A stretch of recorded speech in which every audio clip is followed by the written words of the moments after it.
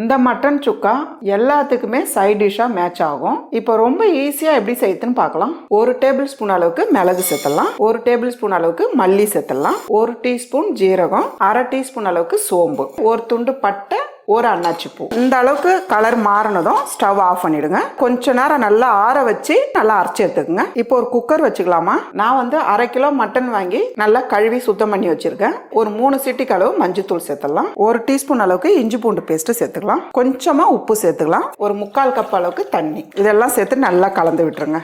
இப்போ குக்கர் மூடிட்டு ஒரு 5ல இருந்து ஒரு 6 விசில் விடுங்க, நல்லா வெந்துடும். இப்போ ஒரு பேன் வச்சுக்கலாம். பேன் சூடானதும் ஒரு 3 டேபிள் ஸ்பூன் அளவுக்கு எண்ணெய் சேர்த்துடலாம். ஒரு சின்ன ஒரு பிரியாணி இலை, 2 கிராம்பு, ஒரு 10 பீஸ் முந்திரி, 1/4 டீஸ்பூன் அளவுக்கு ஜீரகம் சேர்த்துடலாம். ஒரு பெரிய வெங்காயம் எடுத்து பொடியை நறுக்கி வச்சிருக்கேன், இது சேர்த்துடலாம். ஒரு 50 கிராமுக்கு சின்ன வெங்காயம், இது ரெண்டும் சேர்த்து நல்லா வதக்கிடுங்க.